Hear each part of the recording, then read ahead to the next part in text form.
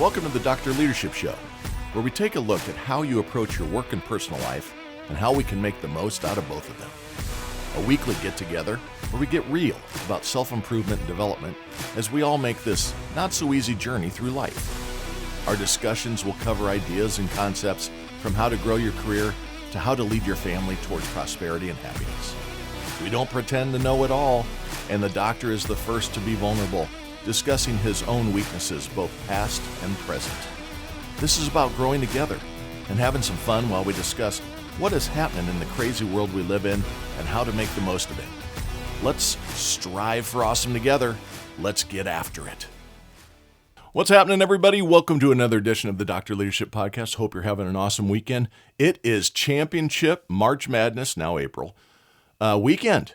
And man, some great basketball. My Lady Hawkeyes are in the championship. This is being recorded on Sunday, Championship Sunday. So in a few hours, I will be a nervous wreck rooting on the Hawkeyes, and I hope you are too.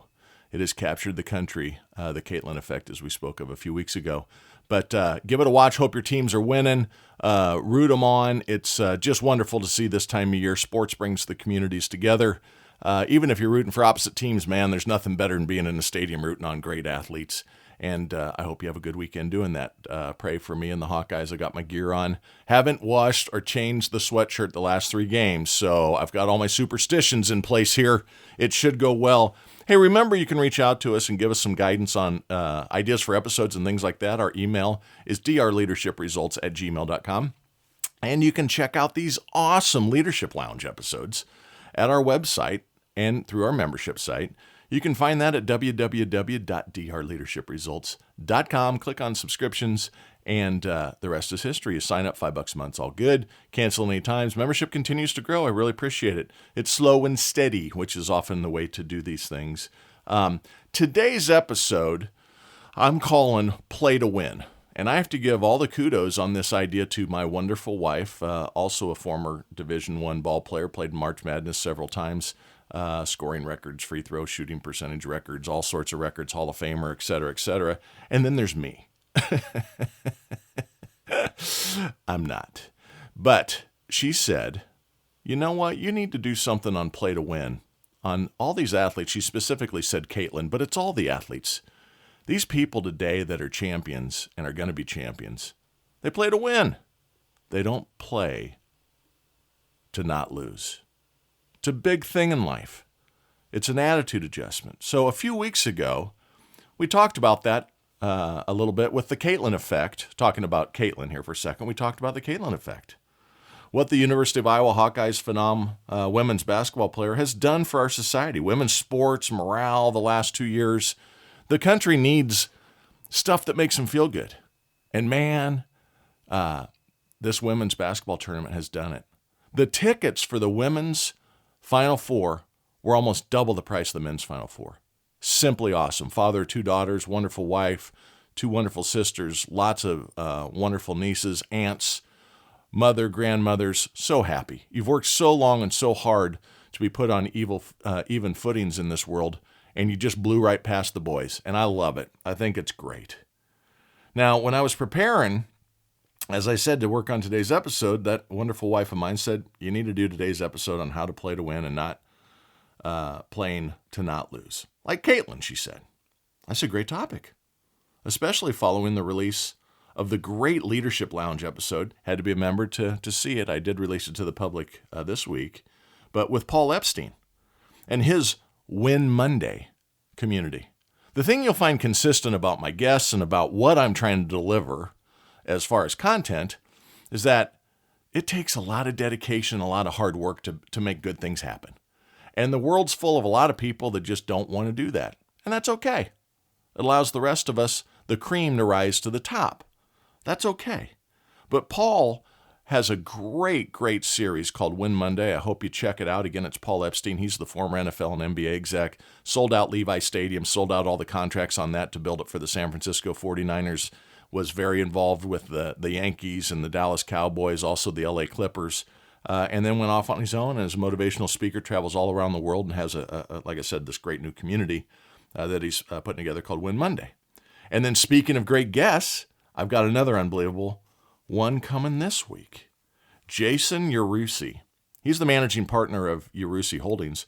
He joins the lounge later this week, and it'll be to members only later this week. Check it out, drleadership.results.com, www.drleadership.results.com. Click on subscriptions. You'll be able to listen to Jason. But he's the, as I said, managing partner of Yarusi Holdings, and he's coming on the lounge to discuss his Live 100 program, which, guess what, is designed to build the future you desire and live a life full of purpose.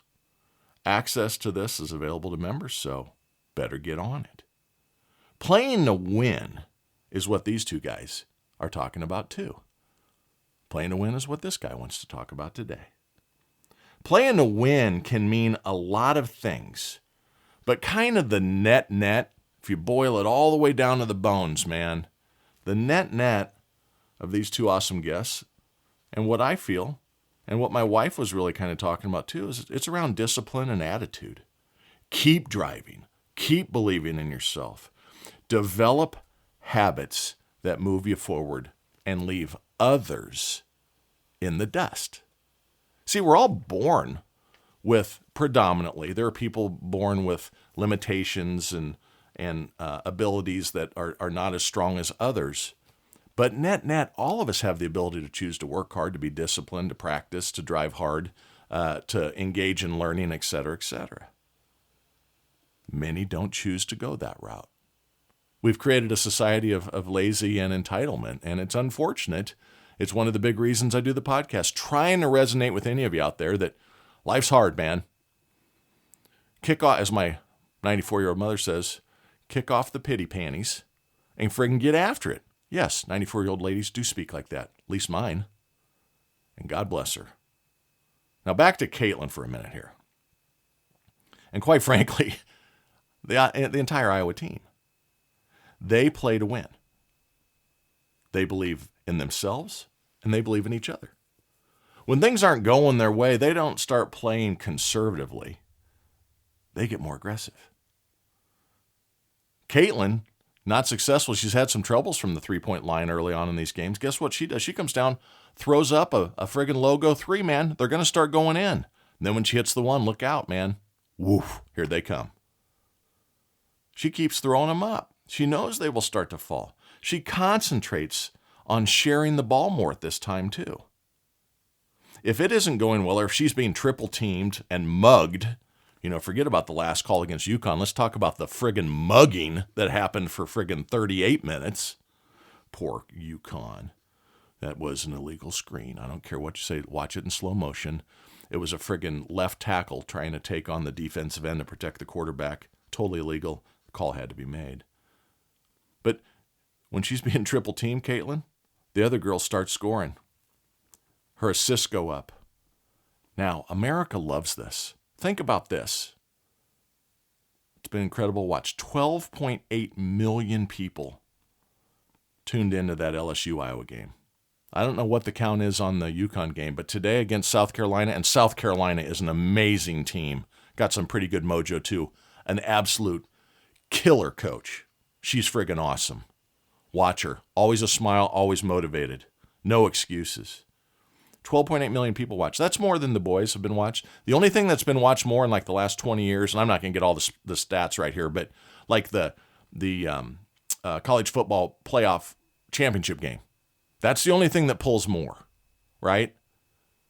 Women's sports is here, man. It is awesome. The Caitlin effect is real.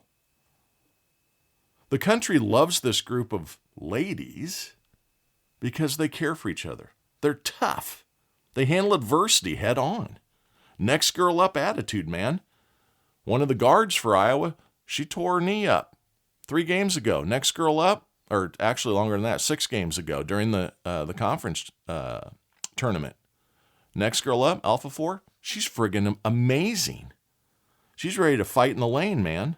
This is important in your personal life, too. Work hard and be aggressive when you're younger, since you have time to redirect and try again.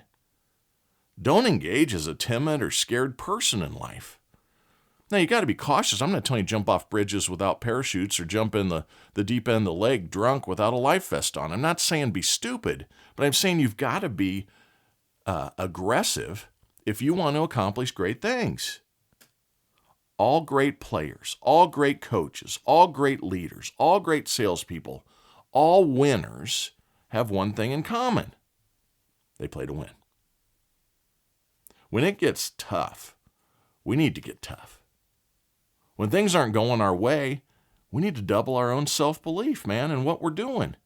As long as it is based around hard work, discipline, integrity, and not this woe is me and hoping great results will just happen, it's the right thing to do. We got a whole lot of people in this world that think someone owes them something. Let me give you all a hint and pass this on, please. Nobody owes you shit. Sorry for the directness there, but nobody owes you anything. I don't like generational wealth, quite frankly. My wife and I are redoing our estate planning right now.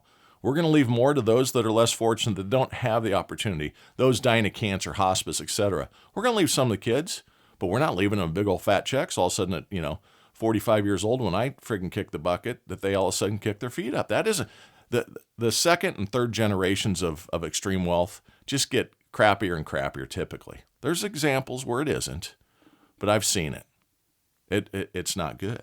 You got to keep people needing to attack on their own, needing to whip life on their own. Success comes to those that want to be successful and take the appropriate actions that lead to said success. Playing to win means more time in the gym. Example given, Caitlin. Look up her summer non-season workouts. 3.5 hours every day. 300 shots from 3 different distances, plus 100 free throws. Plus then she runs up and down the court for hours. Playing to win means having more competitive product knowledge than your competitor does if you want to be the best sales rep. Having more product knowledge around your solution set than anybody else. When I look at the top ranks of my salespeople every year, it's going to be the same 10 people.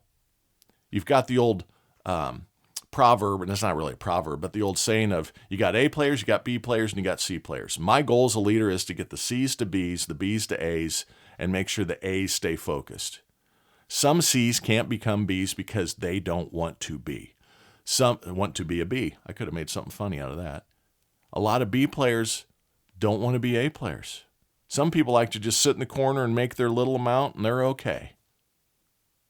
Go do something else, man. Not on my team. More practice is what makes great winners. I've talked about Walter Payton. Anybody can point to Michael Jordan, Wayne Gretzky. The list goes on. Tiger Woods. More time in the gym, more time on the practice range, more time on the putting green. That's how champions are made, man. It doesn't come to you. Somebody doesn't show up and, hey, man, I just wanted to give you all these skill sets here so you don't have to try hard. It doesn't work that way. To play to win, you've got to dedicate, be disciplined, and practice to win. Gino, the coach of UConn, had a great interview this week, and I'm not even going to try to paraphrase, but he goes, you don't come to win, you practice to win. It was something around that you got to prepare to be the winner, not just show up and be the winner. Unfortunately, today's society, and maybe I sound like a grumpy old man today, and I don't care. Get off my lawn. It's okay. Today's society is full of fragile and easily hurt, emotionally weak people. And how we got here, I don't know. Parents by the millions have failed in this society. We are doomed if we don't get people to understand that only you are responsible for your success. Only you are responsible for your financial independence. Only you, repeat it after me. No one owes you anything. Your parents don't. They owe you when you're young. They owe you food and shelter and hopefully good guidance that teaches you to be tough, resilient, disciplined, and a go-getter. But nobody else owes you anything. The government doesn't owe you anything. If you think being successful is for checks coming from the government, or if you think being successful is someone handing you the best territory that's already in the company because someone else has worked hard on it, if you think you are owed time on the court even though you didn't show up to practice on Wednesday because you had something else going on, you're wrong. Playing to win and not to lose is also key in your approach to, let's say, things like investing, right? Consistent and dedicated involvement in the market and savings programs, that's the only way to build wealth. I mean, you might get lucky. You might have something that just turns out, some has happened in real estate. Somebody buys something in California, all of a sudden the real estate market goes absolutely batshit crazy, and they score $1.5 million on a $1 million property that turned into a $2.5 million property. That's not going to happen to all of us. You got to be consistent. I'm not saying invest in home run hoping penny stocks, but what I am saying is never bet against the forces that have proven time and time again, right? You pay for your future first when the market is going down or up.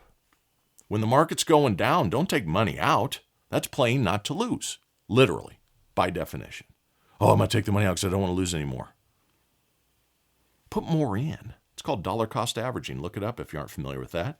Never bet against the trends of history or the U.S. economy.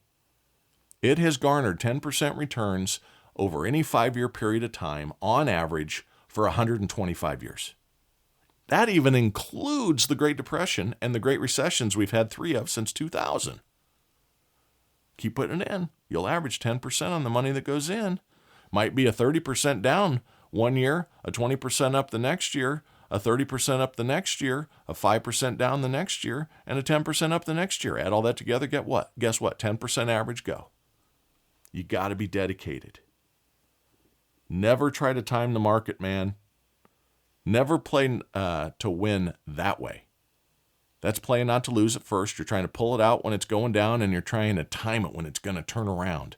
First of all, the market doesn't run on the basics of what good business looks like. P&E ratios and profitability and expense to revenue ratios and SG&A expenses, and those things aren't nearly looked upon as strongly in driving the market as the news of the day. It's an emotional market. And we now have computers doing millions of instant trades in milliseconds manipulating the market.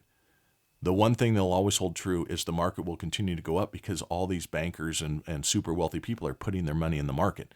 They will make sure the market continues to go up. I promise you. There will be times when it goes down, but don't play to not lose. Play to win. Be disciplined. Be consistent. In sports, in work, in investing, it's all the same. It's the same steps. Life is not hard if you work hard. Let's talk about maybe being a parent. Playing to win being a parent means making the right decision, but sometimes they're unpopular. They're unpopular by your kids, but you know it's the right thing for their well-being.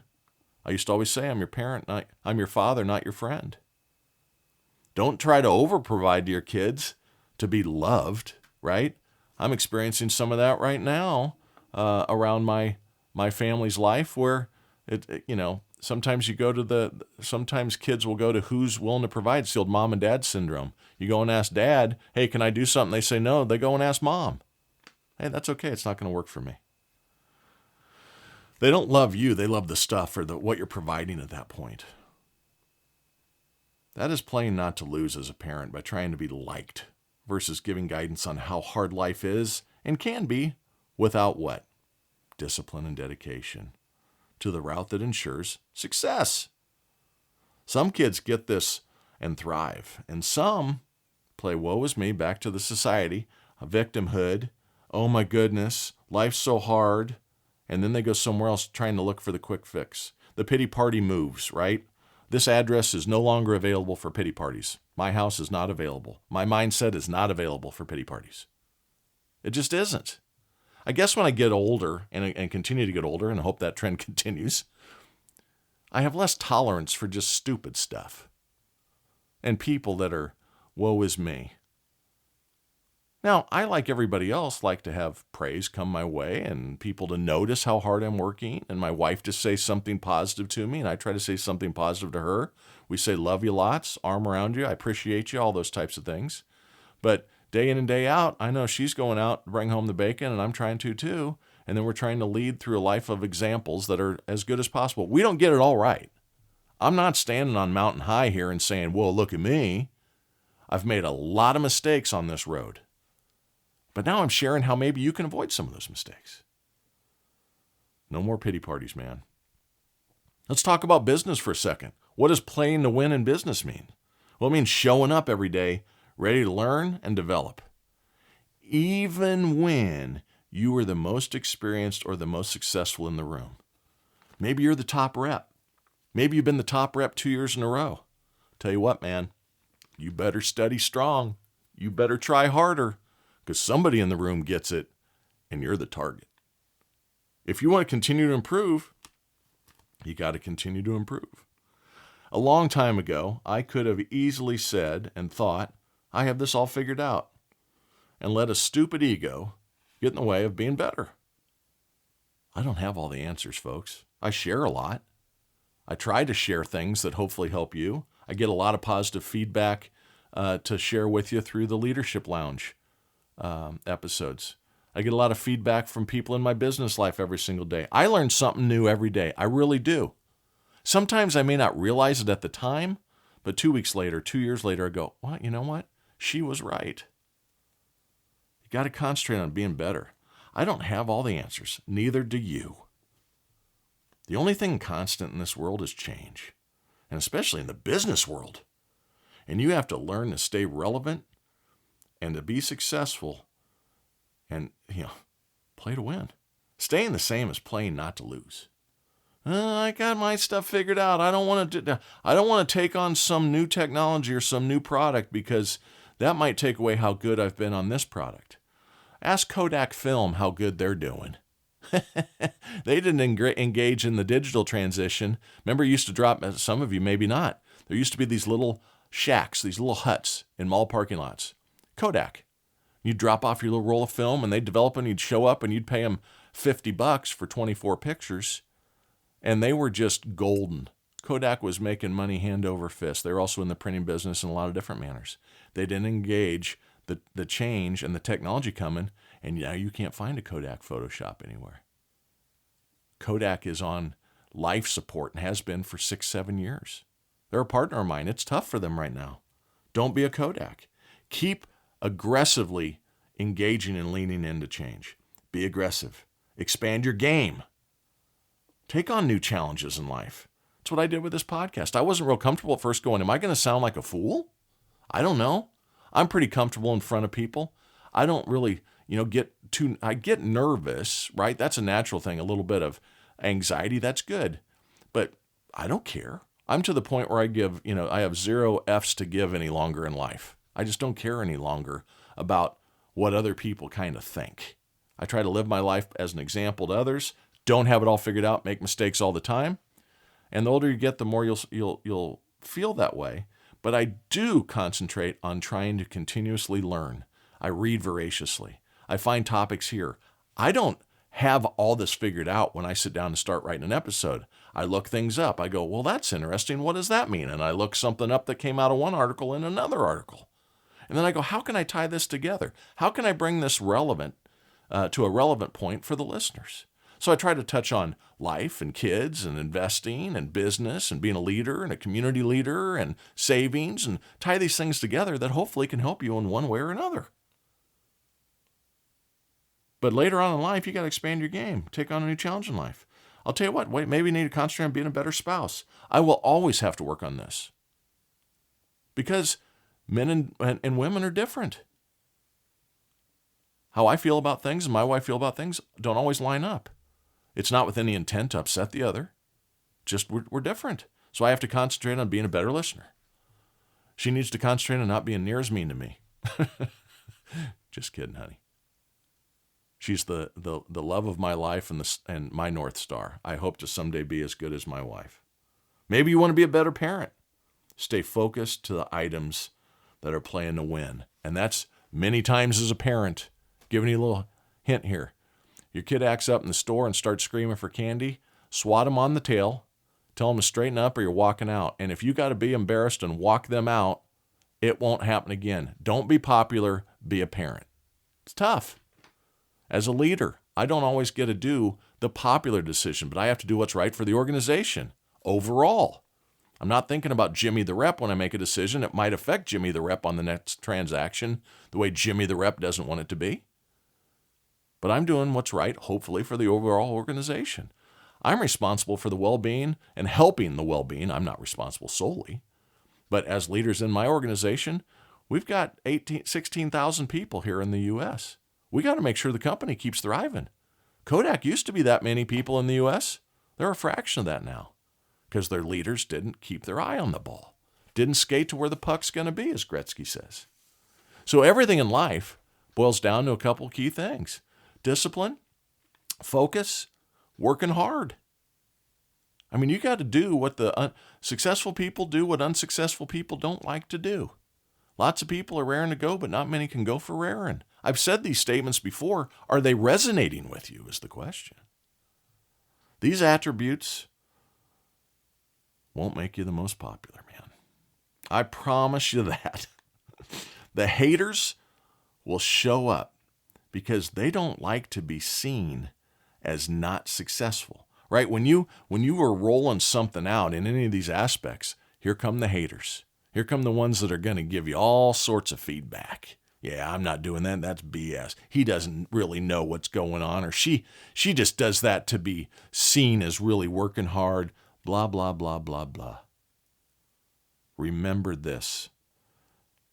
Very successful people seldom, if ever, critique others. Critique and the haters come from the unsuccessful people. They throw stones all day long. So when people are, and especially you see it in social media, you'll see somebody say, there was no way that was a foul or whatever. You look them up and you go, man, that boy never played ball in his life. Fat, slobby, sitting on the couch eating ho-hos, never showed up for practice, but wants to bring others down. See, misery loves company.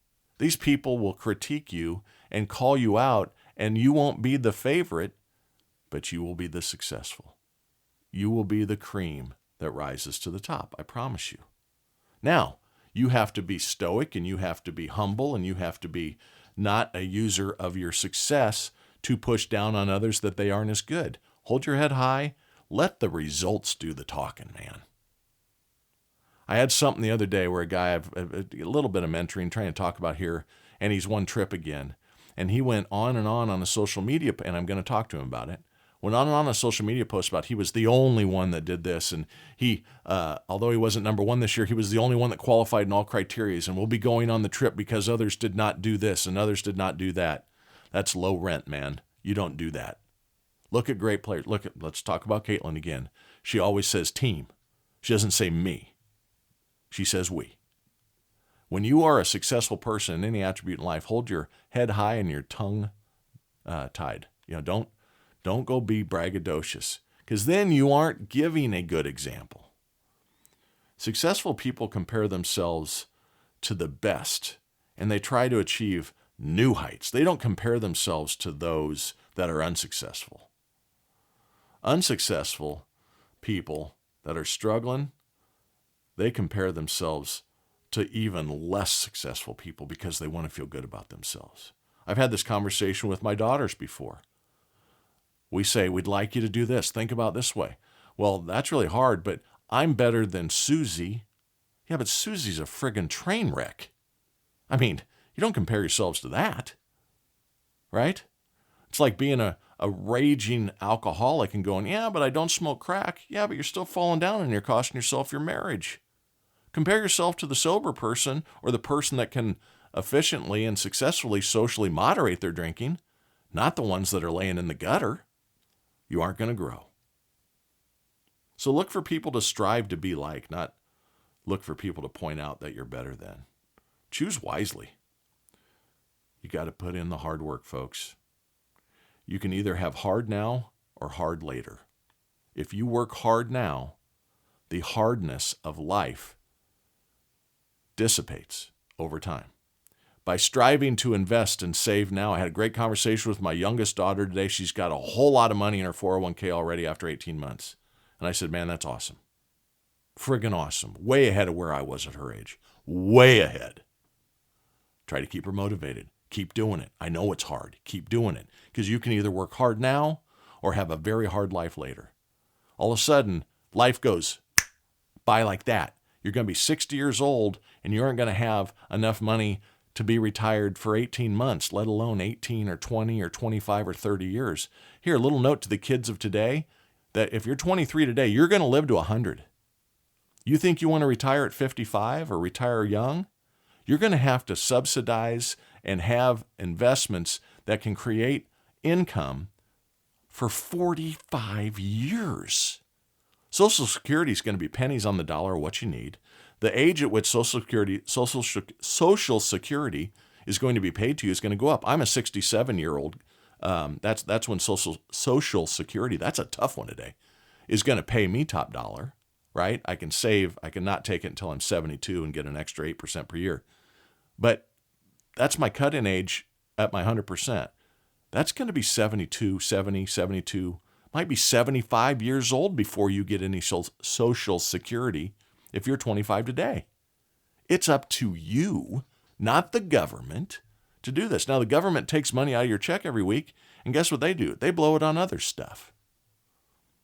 They blow it every single day. Don't count on the government and try to avoid giving the government money any way you can. Choose wisely in life. Work hard now instead of having to work hard later. If you don't put in the time now in anything in life, it is going to be harder later. So do the hard now and then enjoy later in life. Either way, hard's coming. Play to win and everything. You know what that leads to? Being awesome. Then you get to keep that shit up. Talk next week.